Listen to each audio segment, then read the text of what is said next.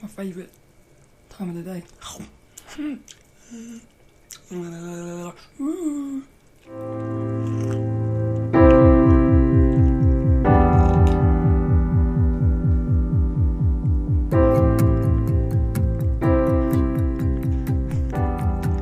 Hello, this is Sophie Lawson from sophielawson.com, and this is episode 74 of the So Free Art podcast, which is a little podcast that I do about art and things.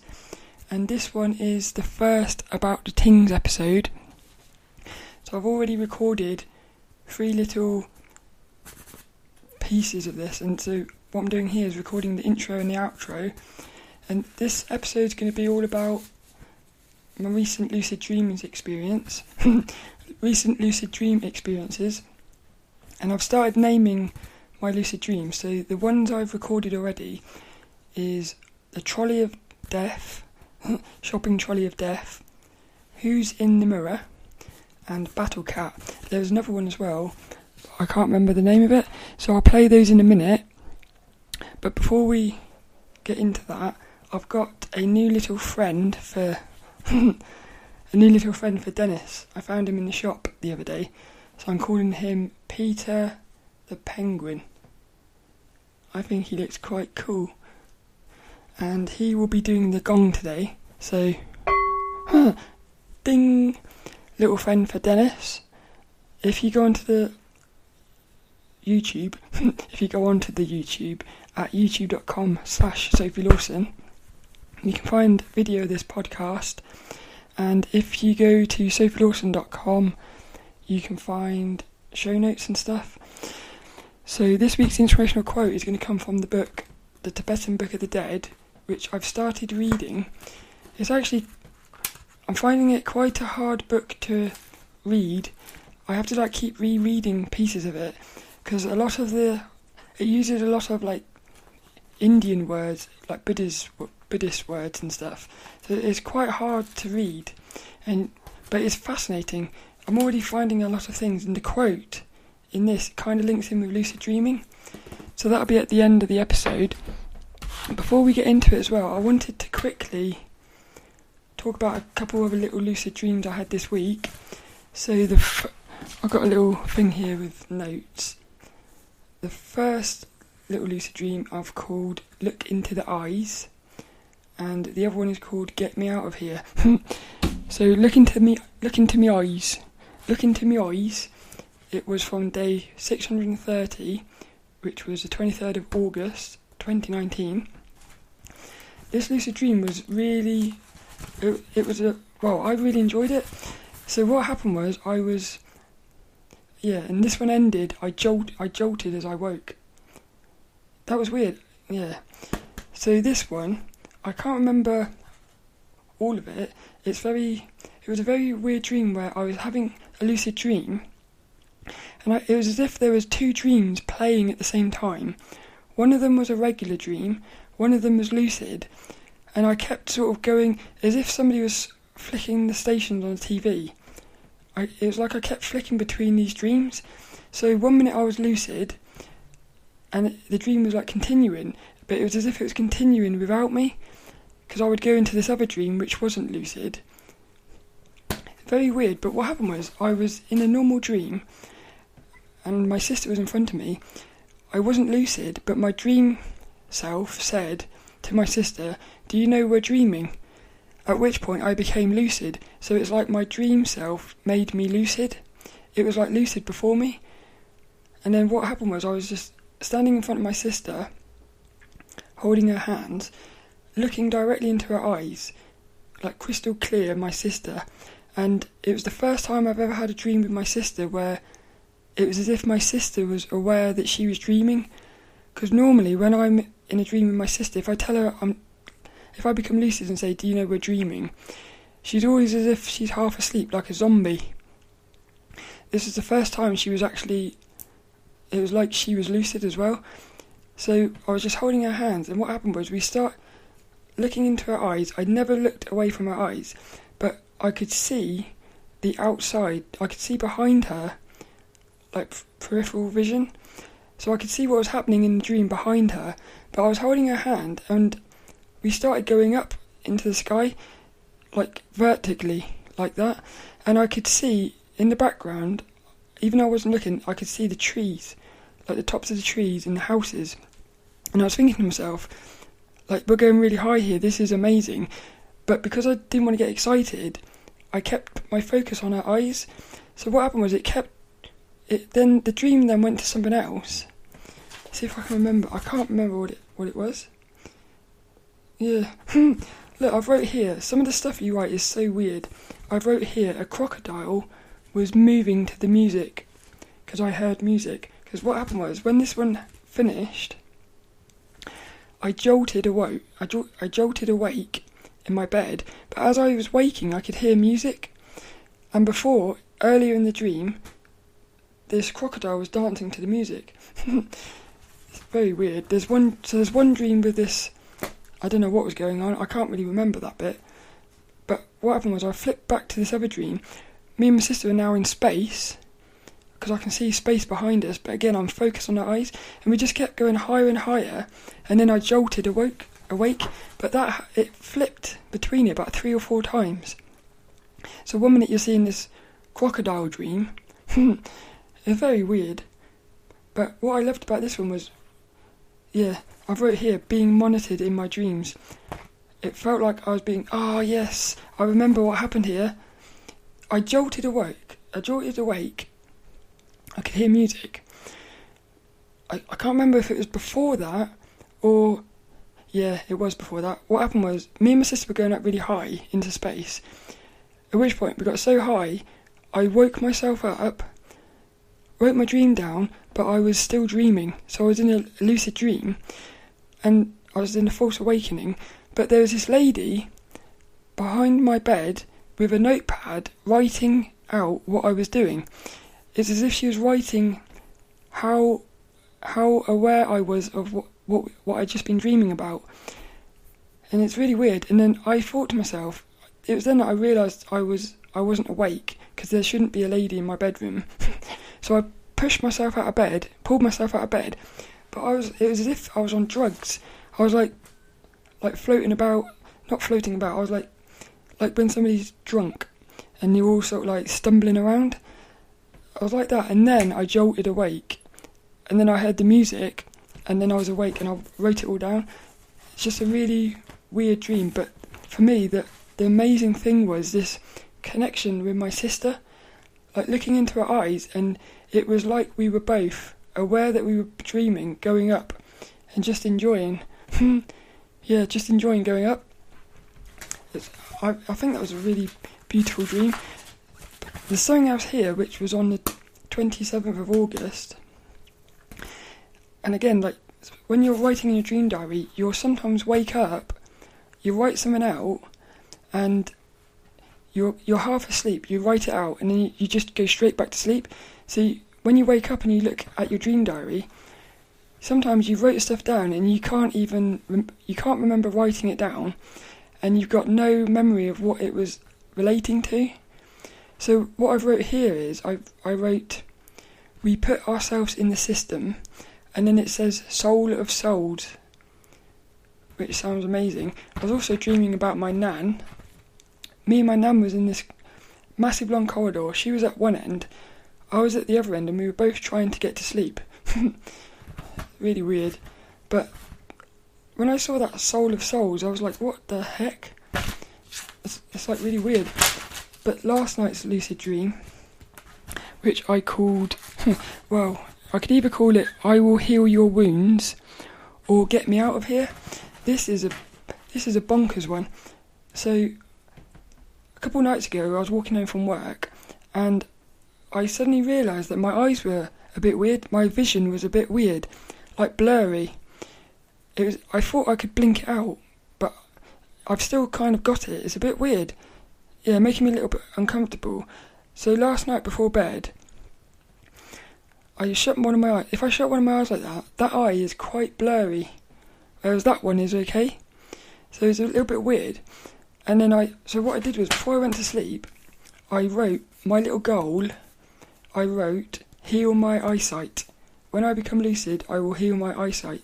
So, in that book, Lucid Dreaming, Gateway to the Inner Self by Robert Wagner, he talks about how some people can go into the dreams, become lucid, and manifest balls of healing, like balls of light, put it into their body and heal certain things. So I thought, well, let's try and see if I can do this. And the first night of trying to do it, I sort of did it. So, well, there's two bits to this dream. There's the bit when I wasn't lucid and the bit when I was. So I think I'll talk about the bit when I wasn't lucid first, because the bit when I was lucid is when I do this healing thing. So the bit before this, which is called Get Me Out of Here, this is weird. I was in some sort of shopping centre, sitting on the floor in a regular lucid dream. There was these two ladies walking past, and they were talking and said, we can put makeup on anyone and make them look like gorgeous. And I just said, I don't believe that. Then they looked at me as if, how dare you? So then they got their, it was like they got their makeup and they were going to put this makeup on me to prove they can make anyone gorgeous. But this dream got so weird because what happened was there was this screen in front of me, like a tablet. Let's imagine it was a tablet in front of me like this. What they did was they put this tablet so close to me that it wrapped around me, and it's as if it connected around me. The minute it connected around me, I went into it. So it was almost as if this tablet had within it a reality, which you when it was all around you, you was inside of it. And when they put me inside of it, there was this person looking straight at me, and it wasn't me. So it was like a mirror. And I started to freak out a little bit, saying, that's not me, who is that? I could hear voices, as if they were outside of this thing, and they were saying to me, stay calm, it is you, put your hand up. So I put my hand up, and this thing looking at me put its hand up. Everything I did, this thing did, but it was like, it was like a sort of a deformed human. It was like a human, but it wasn't a human. It was as if you got a human and sort of squished and stretched their proportions. So it just did not look, it looked weird. She had this really weird bobbed hairstyle, and I kept saying, get me out of here, I don't like this. What I did was I pushed myself out of this reality into this other place where there was all the people in that place were like waves of energy. Weird. And I just started thinking, I started saying, like, I think I broke reality. And I was inside of like some sort of caravan thing, pushed myself through the door, went outside. Again, it was like I was on an Earth that wasn't Earth. It was like another planet. That's when I became lucid. So straight away I remembered what I wanted to do, because I was flying across this weird planet, and very vivid, and then I said, I will heal my eyesight. So what I did was I got my hands, I was looking at my hand and said, manifest healing. This bulge started coming out of my hand. Yeah, it felt like if I had left it, I feel like something would have come out of it. But what happened was, as I started seeing this thing coming out of me, I just threw my hands to my eyes. And I was saying, heal my eyesight, heal my eyesight. I then took my hands away, but I was in the void, in the darkness. And then I woke up. I've still kind of got that thing, so I didn't do anything. But the thing that gets to me is something started happening, and I just feel like I rushed it, because I think I should have got the ball of energy out first. But it's weird. But see if there's anything else that I wrote down here. Healing frog. Yeah, because before that there was this little frog. This little frog was climbing up my leg, and I think it bit my leg, and my leg was really throbbing in this dream. I woke up, and in my bed my leg was throbbing, so I don't know whether I don't know whether my leg was throbbing, which made me dream about this frog, or whether the frog made my leg throb. Super weird. Anything else in this one? There's loads of stuff here. Yeah, I've put aliens. Oh yeah, because I said I was unable to breathe. When they put that thing over my face and it wrapped around, I couldn't breathe properly, and that's when I became aware of my body. I could feel my body separate from this like body that was looking at me, even though it was me. It was weird. It was a really weird one, but I broke free. They said try to keep calm. They said they can make anyone pretty with makeup. Dun, dun, dun, dun. Saw a healing bump in my hand and put it to my eyes. I was on some sort of alien planet. Yeah, someone was following me. Very weird. Just they're really bonkers dreams. That's the thing. It's just really, really weird dreams. So I'm going to keep doing that, and hopefully I'll talk about it in a future episode. Try to manifest this ball of healing and stick it in my eye. See what happens. That's basically that. What I'm going to do now is play the 3 little lucid dreams I've already recorded, and then I'll come back at the end with the inspirational quote and stuff. So, this little lucid dream, I've called this one the shopping trolley of death, and it's from day 615 of my dream diary, the 8th of August 2019. And this is a very strange lucid dream. Probably when I went to sleep, I changed my goal. So my goal had been, for the past few months or weeks, my goal has been to meet a specific person in my dream. But I just watched a video with Robert Wagner. So what I did was, I said, my goal changed, and I said, speak to the dream. Show me something I need to see. So I went into, as I was drifting off to sleep, I kept saying, show me something I need to see. Show me something I need to see. Show me something I need to see. And then later on in the night, I was dreaming, and my dreams have been getting really weird lately. Even my regular dreams, they're just really trippy, very weird. So what happened was, it started out, I was in this, like an office building, 2 people from my past, like 2 friends, who I haven't seen for years. They were both there talking to me, and in these business suits, and I felt a little bit, guilty maybe, because one of these people had sent me a message on Facebook years ago to say hello, and I didn't reply because I thought I was a bit ashamed of myself, so I didn't reply to them, and I do sort of regret that. But in the dream, because I felt a bit ashamed, because when I was at uni, I only got a 2-2, which is good enough for me. But I knew, like, this guy called Thomas, he was amazing. I know he would have got a first or something. And so there was part of me that thought, I can't tell him I got 2-2, because I thought he was going to judge me. So in the dream, I was saying to him, I'm really sorry I never replied to your message. It's because I felt ashamed of my grade. Grade. He basically turned around in the dream and said, I got a 2-2-2. A 2-2-2. He's got a 2-2. So everyone's got little 2-2s.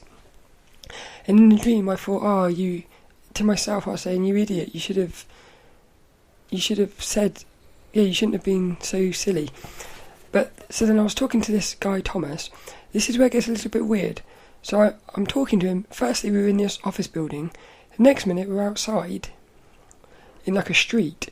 The street suddenly turns into like a tunnel. And in the distance, I apologise for my voice, I'm not feeling very well at the minute. But in the distance, there was this, like a wall, coming towards us. And Thomas got a little bit, he was feeling a little bit nervous of this approaching wall. But I just looked at it, and I looked at this wall. It wasn't a wall, it was a giant head. A giant round head, the size of the tunnel. So it was like a giant head going through the tunnel, coming towards us. Loads of eyes on it, but the eyes had eyes within the eye. I don't know what that was. So it's got like all these eyes. And Thomas, he was saying, the dream, he was saying something like the dream's about to end. It was as if once this thing gets up to us, the dream's ending. And I said, don't worry about it. I went, I gently blew, and I blew this giant face backwards till it disappeared, and then we were back inside the dream again. I mean, how weird is that? We're now back upstairs. The other guys come back, John, and outside was a load of people. There was a load of people outside. We were now in... I'm sorry. I'm going to have a drinky poos. Drinky poos. So we were... it's not called Ribena it's not called Ribena Frusion. It's called Ribena Fruit. As in fruit. Shon. Frushon. Ribena Frushon. Tastes nice though. Blackcurrant water infused with kiwi. So, there's all these people. We were now inside the Co-op, which is a shop I clean. There's loads of people queued up outside, and it felt a bit aggressive. And John and Thomas both said to me, "Come out, it'll be alright. Yeah, we'll look after you or something." So we all three of us go outside. When we get to the door, I realise there's nobody there, because they were talking about how you're going to get transgender abuse outside, and they were going to protect me. Suddenly, Thomas and John disappear. I don't know where they went. I'm on my own with all these people in a long line with a shopping trolley. I thought they were friendly, and they said, "Get in the trolley, we'll protect you by wheeling you around the shop in front of all these people who are throwing abuse at you, but we'll protect you in this trolley." So I climbed into this trolley, and as I climbed in I thought, well, there's nobody else around here. You're the only people here. Suddenly they start pushing me. Push me around a corner, they let go, and I'm going down this massive hill. Like a massive steep hill. I'm flying down this hill in this little shopping trolley. I look around, and I see them all at the top laughing and stuff, and I'm thinking, okay, well, what now? That's when I actually became lucid, because I thought, I'm in the shopping trolley. It's a bit weird. I became lucid, and I'm bombing down this hill in this little shopping trolley. I suddenly realised if I tilted my body, I could control the shopping trolley, but I was still going so fast, and at the bottom was this stone wall. As far as I was concerned, I was going to hit it. This is a bit random. I've got no idea what this represents, but a police car came up the street the opposite way, and I recognised it.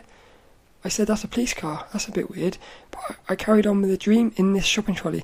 I almost wish I had, because I was dreaming, I could have got out the shopping trolley, floated out, and I wonder what that was about, that police car, because I love trying to interpret my dreams. But anyway, so I'm in this trolley. As we get to the bottom, as we get closer to the wall, I realise that the road twists in 3 directions. You can either go straight into the wall, to the right or to the left. I looked to the left, and I saw like a banking. So I thought, right, if I go to the left, I can go up this bank, and I'll be able to delete the speed and be safe. So get to the bottom, I twist myself, shopping trolley flies around the side, goes up this bank and lands on the top, and I'm thinking, look how clever I am. I've controlled this shopping trolley. I climb out the shopping trolley, and then I started saying, right, what's my goal? See, this is a bit weird. It's a bit weird. You're in a dream, you know you're dreaming, and yet for some reason you carry on the dream. Because the minute I became lucid in that shopping trolley, there was no need for me to carry on going down the road in the trolley. I could have said, right, I'm dreaming, I can fly into the air now. So it's a bit weird why, for some reason, you carry on in the dream. Because that happens quite a lot. The minute I'd got out of I guess the minute I had taken control of the dream, so I was now safe, it's when I started thinking, right, what is my goal? So I'm stood on top of this little banking thing with this shopping trolley, and I said to the dream, show me something that is important to me. Show me something that is important to me. Suddenly, all those people from the top of the hill who had pushed me down in this trolley, they were surrounding the bottom of this bank. It was like a horde of zombies, like trying to grab at me, but I thought, I thought I've got position here, because I was above them. I'm pretty sure I could have stayed there and they wouldn't have been able to get me, even though they probably could, because they could have. For some reason I felt like they weren't going to be able to get me. Now this is where it gets a bit weird. This is the lesson that I've learned from this dream. There's two things. The first one is, what I did was, I picked up a shopping trolley and threw it at one of the people, and it bounced off the bloke's head. There's this big black bloke down at the bottom. It just bounced off him as if, he didn't flinch or nothing. It just bounced off him as if it was nothing. Later on, when I woke up, I thought about this. Firstly, it shows my subconscious is still acting out of aggression, because if I was fully conscious there, I wouldn't be throwing trolleys around at people. So it shows I've still got a bit of aggression in me. But also, this is I've got this feeling that dreams are trying to. I feel like dreams are a test, and what happens is, I think like you're going to keep repeating the dream over and over again, like for years potentially. You're going to keep repeating it until you understand the lesson. And once you understand the lesson and act in the way that is what I would think is the best, like the most loving, the dream will then stop and you won't have that again. So I feel like when I threw that shopping trolley at the bloke and it bounced off his head, it didn't do anything. I feel like that's a bit like the dream is saying, nope, that's not the right response here, try again. That's what it just felt like that. So I'm now in the dream, and the shopping trolley's back, and I thought, hang on, I'm dreaming. So I put my energy into my head. Now I should have just flown off like that, but for some reason, again, it's kind of lucid. I know what I'm doing, but I'm not fully lucid, because if I'd been fully lucid, I would have zoomed off. But for some reason, the dream character, my dream self, it wanted to stay in that scene. So I put my energy up into my head and I start floating, and I think, aha, I've done this. I floated over the top of them. I was far enough ahead that they couldn't reach me. I'm floating and I'm thinking, I've nailed this one. I'm going to get away from you. Suddenly, somehow, I had no idea how, one of them reaches up and pulls me down. It grabs my legs, and then I thought, oh no. Again, when I woke up and I've been thinking about this, it feels like that wasn't the right response, because if I could go back into that dream and fully consciously focus what I wanted to do, I would ask the people, what do you want? What do you represent and stuff like that. Robert Wagner, he always says, ask the dream figures, what do you represent? And you'll get answers. But like me floating off like that, I was trying to escape. So being aggressive, that's not the right response. Trying to escape and not face it, that's not the right response, because the dream pulled me back in. So it is like you're lucid, but the dream is also working with you. It's like you're both working together. Yeah, it's like your subconscious is the dream, and then you are the conscious. And you're both trying to work together to get the best response. My camera is about to die, which isn't good. Let me see if I can put this in. I should be able to plug this in. I should have done that first, really. Yay, saved it. So, what happened was,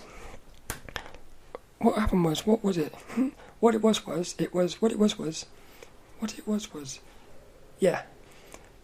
So it's almost like trying to escape it isn't the right response. You've got to face it. So what happened was they grabbed me, and then, because at first I was floating across, like vertically. The minute they grabbed me, I became horizontal, so they're now all surrounding me. This is when it gets a bit weird, and there's got to be something in this. I've talked about before, I went through about a month's period of having this reoccurring lucid dream where a dream figure would come into my dream, have this really weird energy, kind of like, it's not evil, it's like a malicious, that's a good word, malicious. It's like a malicious energy, like it's tormenting me. And the way I was able to transcend that one, because it kept coming up, and what it did was it would come up to me, and it would start poking me in my side.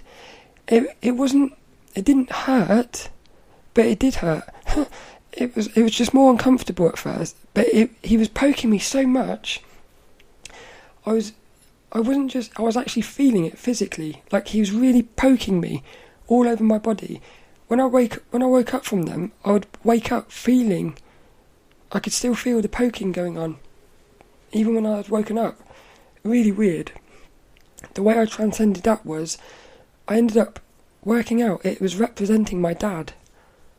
And my dad came into the dream.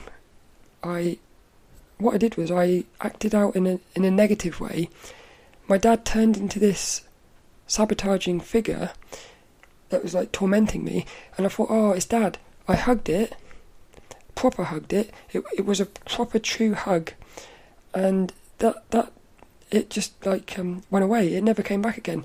That was months ago. So then when I got surrounded by these people and they started poking me, I thought, oh no, not this again. This is different. It's got to be different because there was loads of them. Yeah, so I went, oh, not this again. So, but it didn't. This one didn't hurt as much.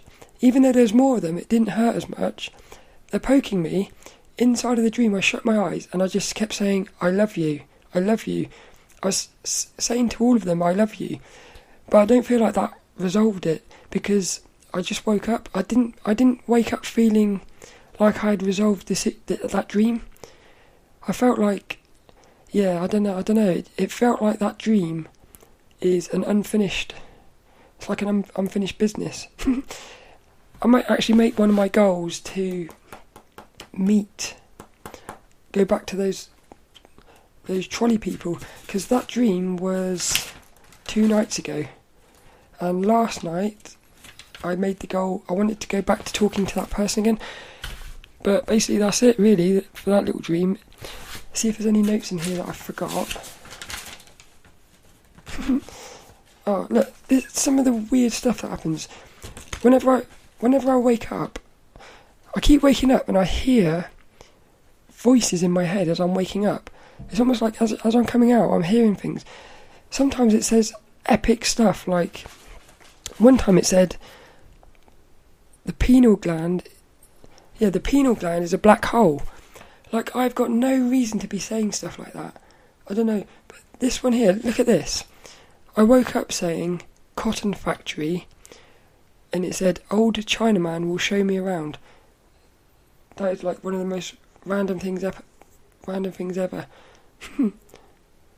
Yeah, and then there's a lady with an owl. I said, when does that owl sleep? She said, it's on charge. It's on charge between 8 to 10.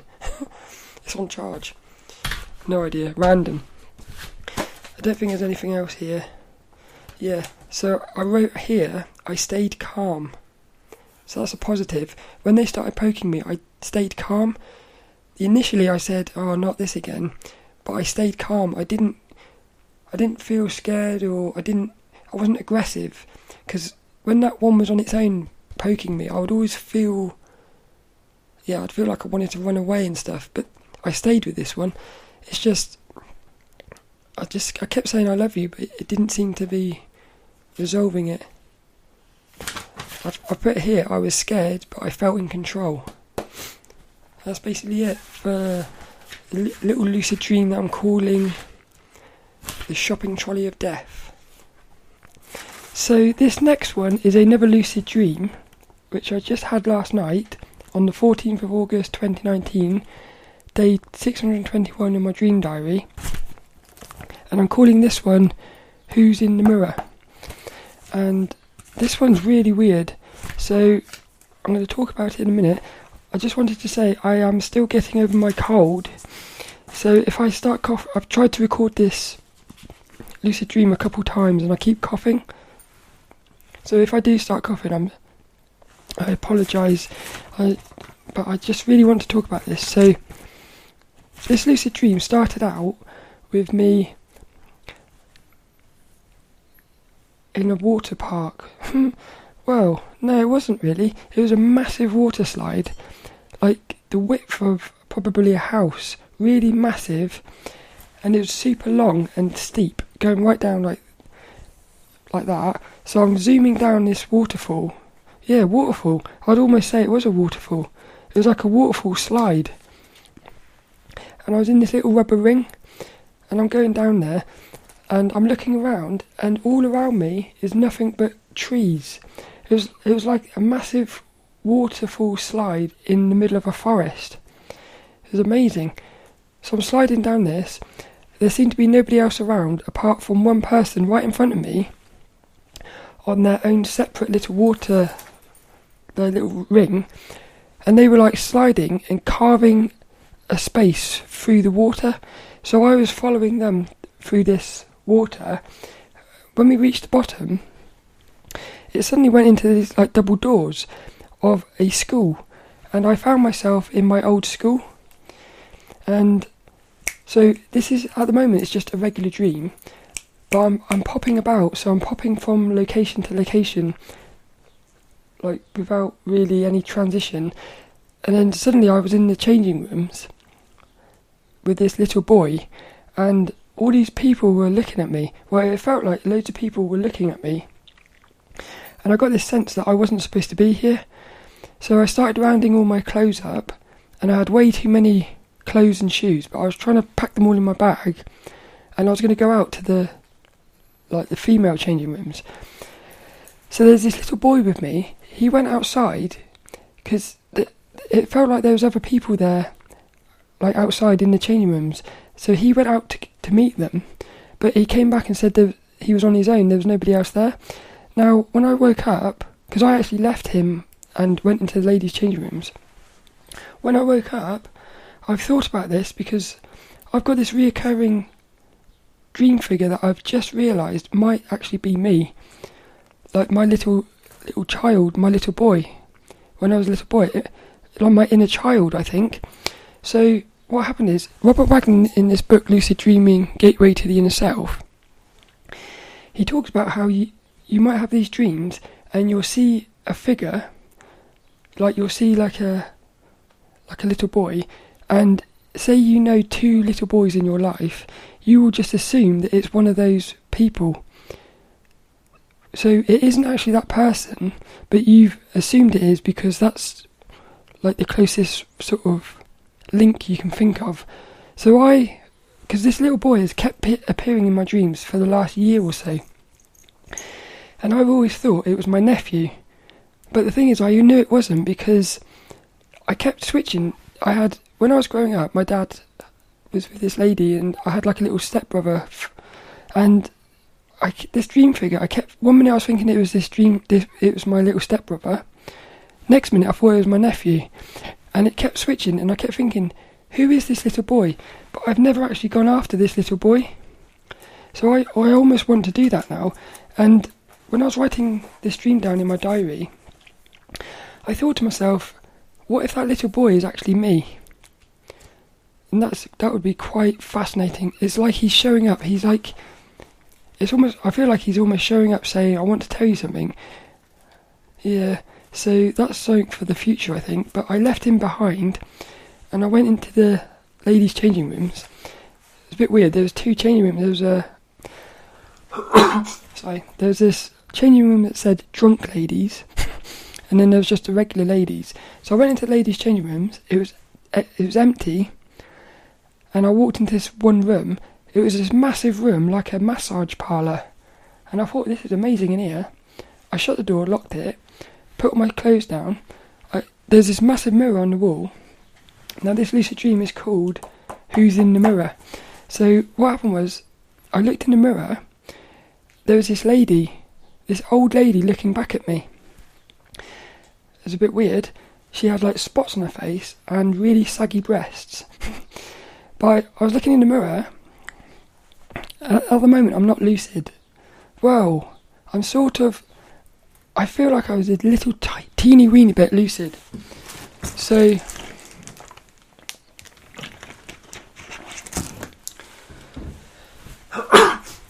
this, what happened was I started pulling faces in the mirror, because whenever I look in the mirror, like in normal life, waking life, I'm always pulling faces. So I started pulling faces in the mirror, and it's really funny because this old lady started pulling faces at me. So there's this, it's something you don't normally see, is an old lady like pulling funny faces. So it's quite funny.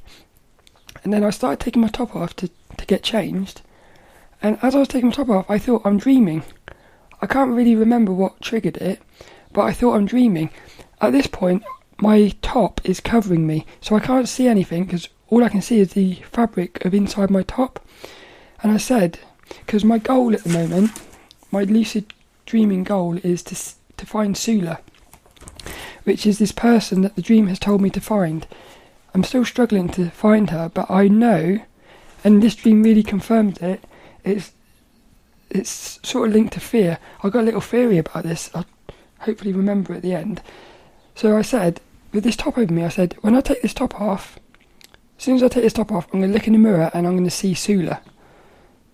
Yeah, so show me Sula. When I take this top off, I will see Sula in the mirror. When I take this top off, I'll see Sula in the mirror. I started taking my top off, and what happened was, it suddenly became a never-ending top. So I was pulling this top off, and I couldn't get to the end of it. So it's like I was trapped in this top. And I was thinking, let me get out, I want to see the mirror. I want to see Sula.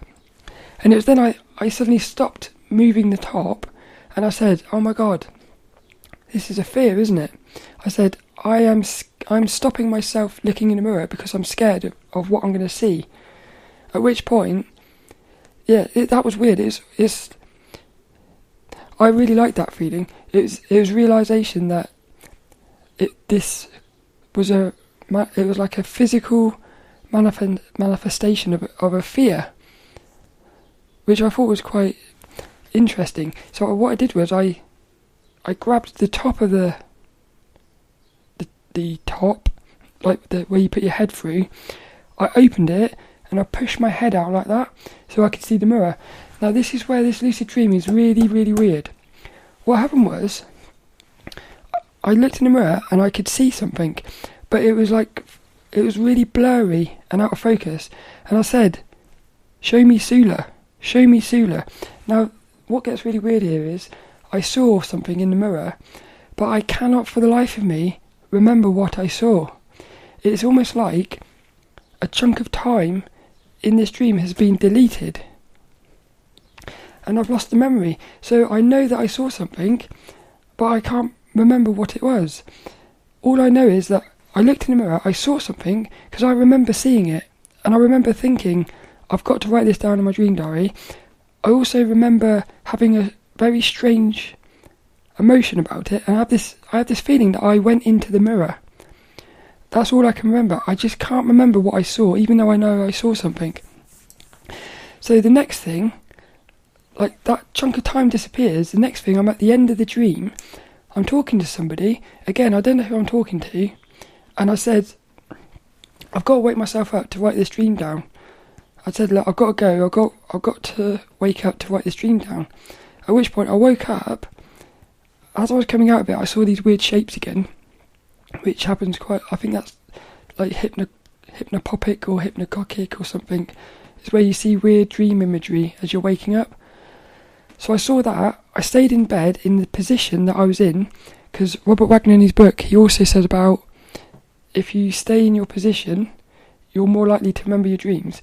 So I'm lying there and I'm thinking, right, write this down, what I saw in the mirror. I couldn't actually remember anything. The whole dream had disappeared, all of it. And I'm lying there thinking, come on, there's something really important here. What was I dreaming about? And then what happened was I started writing it down. All I wrote down was, I wrote down in a posh changing room. That was the only thing I could remember. And it was weird because as I wrote that down, which happens quite a lot, you write one little piece out, suddenly the rest of the dream starts to, it's like one little piece of the dream, you write it down, all the other pieces start popping back.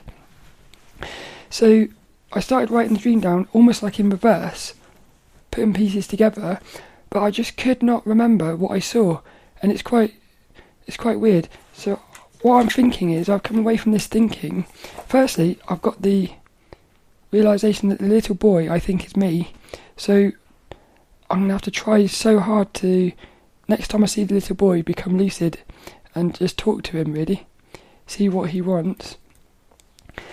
My little inner child, which would be quite fascinating, I think. I also think that Sula is some sort of representation of fear,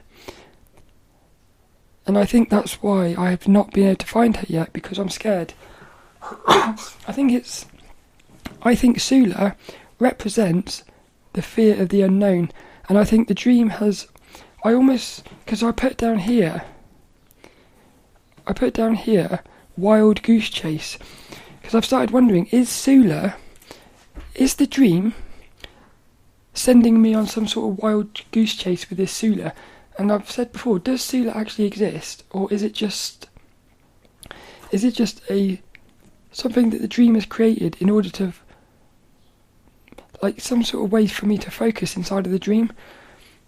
But all I know is I saw something in that mirror and I can't remember what it was, which is quite annoying. So I think, a bit like when if you suffer from abuse or something, childhood abuse, you can sort of black it out of your memory so you completely forget about it. Well, I'm wondering whether you can actually do that in the dream, whether whatever I saw in the mirror was maybe so traumatic that I've blanked it out. Really weird. But yeah, I just, that's it really. It was a very fascinating dream, because I've never had a lucid dream where a chunk of time has just been like gone missing. But then it does make me wonder, how many lucid dreams must we be having which we don't remember? So in other words, we wake up in the morning having had a lucid dream and we don't even remember it. It's quite amazing, because you sort of think to yourself, if I have a lucid dream, I'll always remember it. But to know you had a lucid dream and you've forgotten a piece of it, I don't know, it's kind of fascinating to me, really. So that's that. The next lucid dream, this is weird, because I went back to sleep afterwards, kept popping in and out of dreaming, and the last thing I wrote here is giant spider web. I really hope, that would be horrible. Well, yeah, that's the sort of thing that would happen. I'm thinking in my head, what if Sula is like a massive spider? Because that would be really scary. And imagine that, you have to go towards a massive spider. Because in this dream, there was like loads of little rats running around. One went on my shoulder, and I was filming it, and I suddenly looked over to my left, and it was just like a massive spider web. And again, I feel like I became lucid, because I thought, that massive spider web must have a massive spider, and then I woke myself up because I thought, I ain't going over there. See, that's the thing, there's a lot of fear involved here. Sula is linked to fear. That's what I'm working out. So it's fascinating, really. And that's basically it for this little lucid dream. So these next two lucid dreams, one was from last night, which is the 22nd of August, day 629. The other one I forgot to talk about last time. It's from the 1st of August, day 608. I think I'll start with the first one from day 608, and I call this one Battlecat, and I've put in my dream diary, Battlecat was fun. She attacked me, but I tamed her. That's what I put. So basically what happened in this one was, I was lying in bed, I'd woken up and I was writing my dream out, only to realise that I was still dreaming. It was another false awakening. So I looked down to the bottom of my bed, and the cat was sleeping on my bed. Well, she was lying on my bed. She looked at me, and I knew I was dreaming, and I went down to stroke her, and then she just jumped at me like really aggressive, like her claws were out, diving straight at me like that. And instead of getting scared, what I did was I sort of, as she came towards me, I spun myself around, jumped onto the back of her, and we both jumped out the window. So now, this must have looked hell of a funny. You've got a little cat, a normal sized cat with a normal sized human. I was like sat on the back of her. So it's like a super big human on this back of this little cat. And I just kept saying, Battlecat, Battlecat. So Battlecat is the cat from He-Man. It's the cat that He-Man rides. And I just kept saying, Battlecat, Battlecat. And I don't know what happened, but either the cat started getting bigger to be inside the same size as me, or I started getting smaller to be in the same size as the cat. But soon, because this cat was just jumping around outside and I was on the back of this cat, and soon we were the same size, and then all of a sudden I became the cat. So I was like looking through the eyes of the cat, and at this point I wasn't really controlling the cat. I was just looking through the cat. So I feel like I had lost some of the awareness.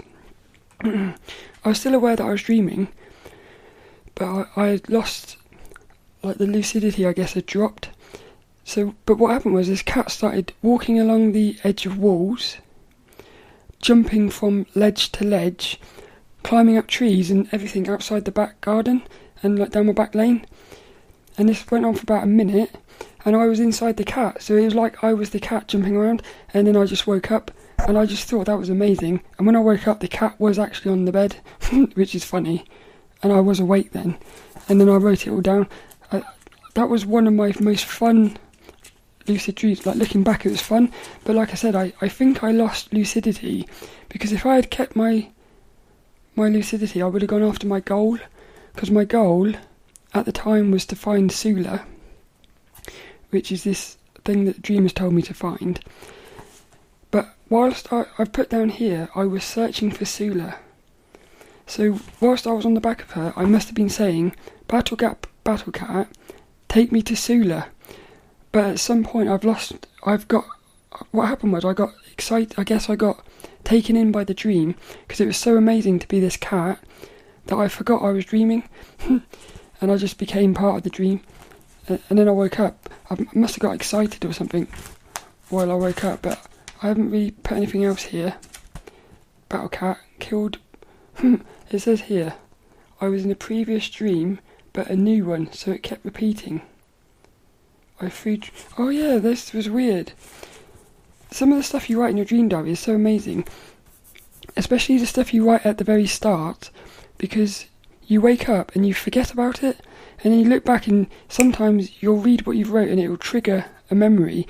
Sometimes you read it and you're like, I don't know anything what that means. So like here, at the start of the night, I've put drawing shapes and creatures. So I was in a dream drawing shapes and creatures. Oh yeah. Yeah. This lucid dream with the Battlecat, it was a false awakening from a lucid dream, because before that I'd been looking for Sula. I'd gone outside looking for Sula. There was loads of kids playing. Again, it's all about children, my inner child. Yeah, every time I read and look at my dreams, I can see this. It's all saying the same thing. It's something to do with my childhood. But I was looking for Sula with these kids, and then somebody showed up. Yeah, this is crazy. I remember that. I was looking for Sula. There was this curtain. I pulled the curtain back. Darkness, but sometimes when I'm meditating, mostly when I'm meditating, I'll be lying there and I'll just suddenly get this feeling of fear, like a fear right through my belly, through my body. So I pulled this curtain back, looking for Sula, and I said, show me Sula. And I got hit with that fear feeling. So that's what popped me up. That's what popped me out of the dream into a false awakening. And then I went into the one with the Battlecat. Dreams are I love dreams. So the next one, I'm going to call this one, what have I called this one? I called this one G-forces. Yeah, this was last night. So something I've realised, or something I've noticed, is if I wake up in the middle of the night, if I wake up, write in my dream diary, go back to sleep, it's less likely that I'm going to have a lucid dream. But the way I've worked out, if I wake up, write my dream out, and then stay awake for about 30 minutes, so do some writing or something, yeah, there's a certain period of time, it's about 30 minutes to an hour, where if I go back to sleep after that, I pretty much always have a lucid dream. The only problem with doing that is, sometimes I'll be awake for an hour and then I won't be able to get back to sleep. So it's like a risk reward, because like sometimes you wake up, you write down your dream, but you're so tired you want to go back to sleep. So you sort of have to, yeah, it's like a risk reward. Is it worth potentially not being able to go back to sleep? Because then, but if you can, you're gonna have a lucid dream. So I woke up last night. Oh, this is funny. I was having another crazy dream. I was inside of a video game. It was like a Metal Gear Solid game.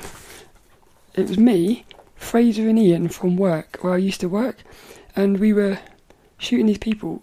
Basically, I had really low statistics, so I was a lot slower than them.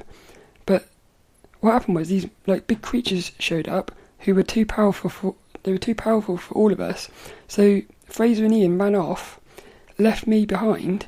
So I was going quite slowly, but what happened was, because I was going slowly, it ended up being better because they got caught. Because they went off really quick, they got caught. Because I was going so slow, I didn't get caught because I was able to get through. Really weird, but I woke up from that. I wrote it down. I felt like it was sort of saying, there's this quote, when you rush you delay, when you take your time, that's when you speed up. I sort of thought it was a bit like that. It's almost as if the dream is saying, you think going slowly is a disadvantage, but it's actually, it'll be like, it's like that thing, the hare and the tortoise. Sometimes it's better to go slow. That's what I learnt from that. I woke up and wrote it all down, and then what I did was I tried to go back to sleep, and I thought I'm gonna stay awake for a bit longer. I got that feeling, so I stayed awake for about 30 minutes. I went back to sleep. I was able to go back to sleep, and what happened was I was lying there, and I've talked about this before. If I'm in a dream and I can become aware and put all of my energy into my head, I can like zoom super fast. So I was lying in bed, inside of this dream, I was lying in bed, and I was aware that I was lying in bed, and I put my energy into my head, and I started zooming.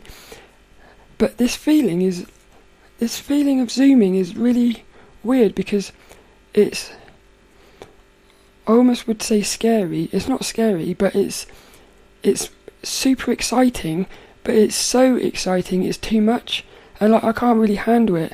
And the best way I can describe it is like, imagine you're on a roller coaster. When you're going down a roller coaster, you're zooming, and there's this feeling of like, this is scary because you're out of control. You're going so fast, and you get that feeling. But the thing is, on a roller coaster, you know that you're gonna get to the bottom and it'll stop. The thing with this is, you put the energy into your head, and it goes quicker and quicker.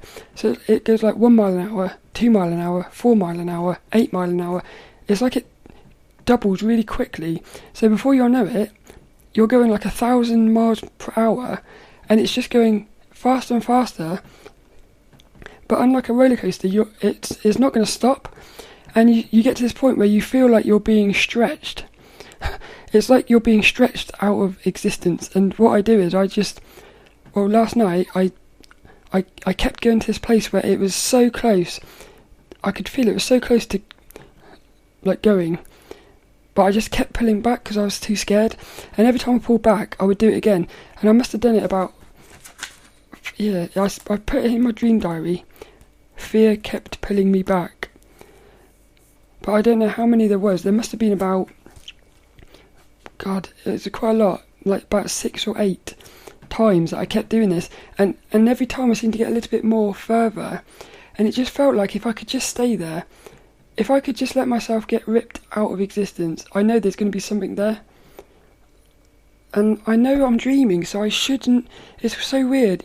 I know I'm dreaming, so I know there's nothing to be afraid of, and yet for some reason I can't handle that feeling, but I love it as well. That's why as soon as it stops, I go straight back into it, because it is like, it's an amazing feeling, because you really feel it in your whole body, like you're zooming. I love that feeling. And then there's something really weird about this one. So when I finally started waking up, and I knew that I was waking up, as I was waking up, and I feel like I was awake, but I can't have been, but I feel like I was hearing music, like old-fashioned music on, like one of those really old jukeboxes. It was like music playing like that, with a bit of like crackle, as if it's playing on one of those LPs or something. And I could hear this music in the distance, and I was thinking, that's weird. And then I woke up, and then I just wrote it all down, because that was amazing. Oh yeah, there was something else as well. Somewhere in amongst all of this, I can't quite remember. Yeah, as I was zooming, I got to this place, because my current goal is to meet my inner child. I want to talk to my inner child to find out what they want, because I've been going after Sula, and what I've noticed is that this child keeps showing up. So this is another one that's weird. I was in this dream, this child showed up, which I thought it was this Jamie, my little stepbrother that I used to have, but again it wasn't. It's just because when I'm in a dream, if I see a child, I'm going to think it's that person, but it's not. I think it was my inner child, because my goal was to see my inner child. What happened was my inner child showed up, or this little boy showed up, and he started punching me like he was having a boxing match. So I put down here, Jamie boxing. That was crazy as well. And then what happened then was, this is the bit just before I woke up and heard the music, it really felt like my head was shaking like side to side, as if it was like going faster and faster, like my head was going to fall off. Crazy. And that's it. It's just, the thing is about all of this, it sounds crazy and stuff, but you're feeling it. That's why I love these dreams so much, because yeah, it's like more real than real. You're actually feeling it. So it's amazing. I think what I don't know how to do it. I've got to somehow get to that feeling, get that energy in my head, and stay there. It'd be amazing if you could just stay. I mean, what's going to happen if you get ripped out of existence? And that's the thing. There's the fear, I think, is the fear of the unknown, because you're like, what is going to happen? But you know, sometimes you wake up from a dream and you just know. You just know. It's strange. You just know something. Like sometimes you'll meet a character or a dream figure, and you just know that they are conscious on their own, and you don't know why you know, but you know. It's the same with that feeling in that energy thing. I just know that I'm so close to getting to the end of it. That's basically it then. Another 2 little lucid dreams. First one was Battlecat, which was super fun, and the other one was the G-forces, which was just, yeah, a beautiful feeling. Very intense though. Too much energy for me at the moment. That's not very good, is it? Boing. So that is the end of this week's episode. I hope you enjoyed those little lucid dreams, and I love lucid dreaming. I love regular dreaming. I just find the whole thing fascinating, and I think the more you talk about it, the more you have lucid dreams. So it's quite exciting, really. But this week's inspirational quote is from the Tibetan Book of the Dead, edited by W.Y. Evans Vance. Like I said earlier, it's quite hard to read, but there's a quote here that when I heard this, I read this last night before bed. When I wrote this, when I didn't write it, when I read this, I thought, wow, this is just like, it's kind of like lucid dreaming. This is why I think lucid, or at least dreaming, is so important for like life and death. But before we do that, I'll just say you can find show notes and stuff at sophielawson.com and videos at youtube.com/sophielawson. But so in this book, they're talking about how spirituality and science, Western science, with like the quantum and stuff, he's talking about how it's starting to come together. And this was even in the 70s, I think this book was wrote. When was it wrote? It was wrote quite a long time ago. But, so even back then they were saying, it might even be 1985, I think. But it's like, it was written in quite a long time ago. And even then he was talking about how science and spirituality is coming together. And I've been noticing that myself. It just seems inevitable that they're going to end up coming together and working together. And then I think that's when it will all make sense.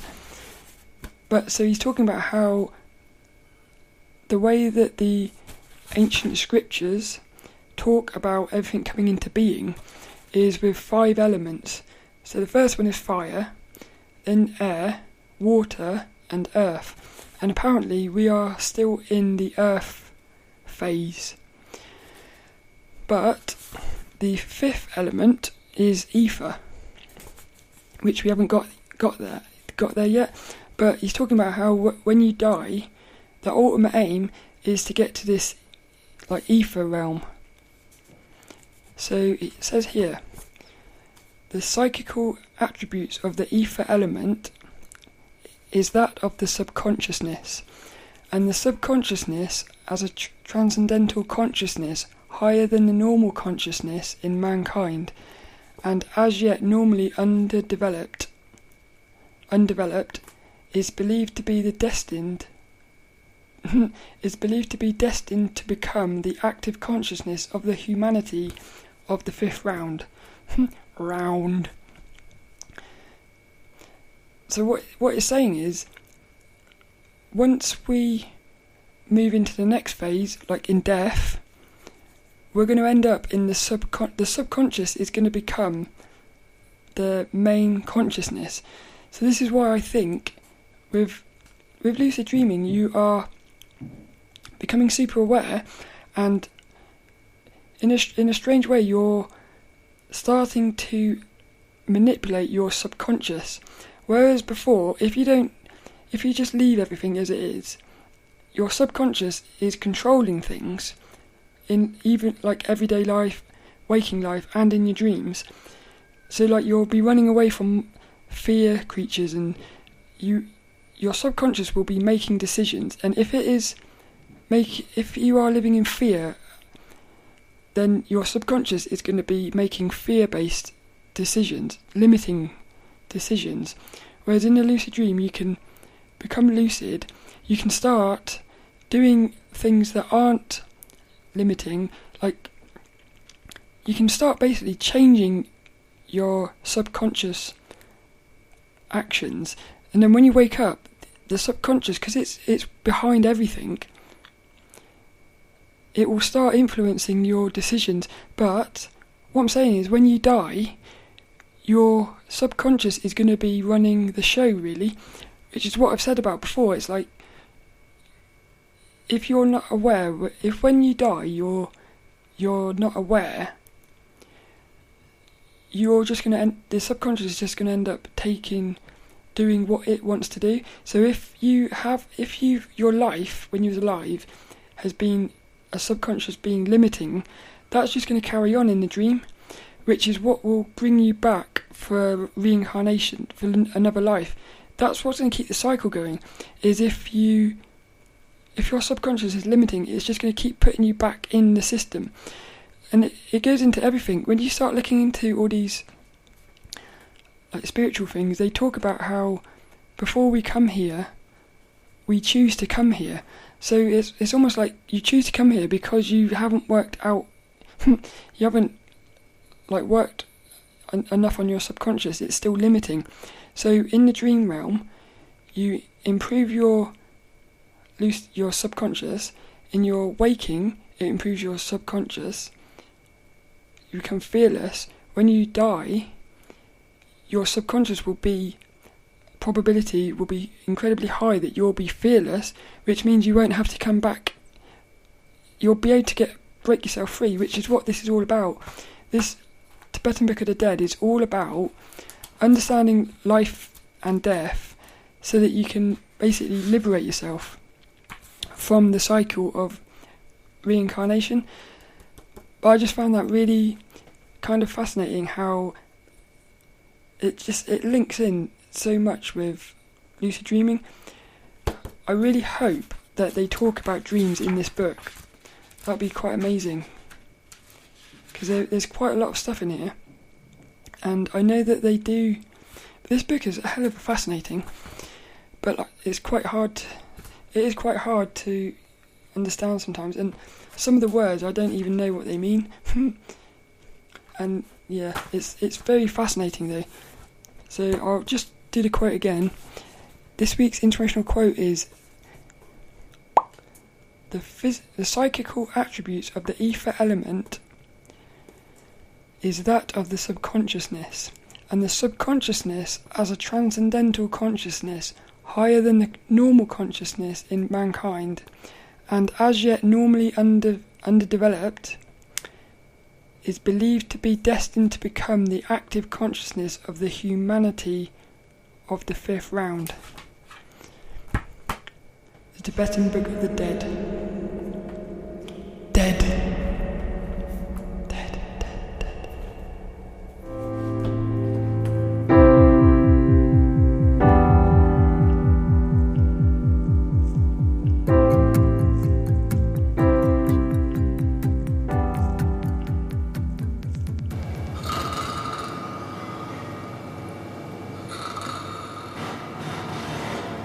What's that noise?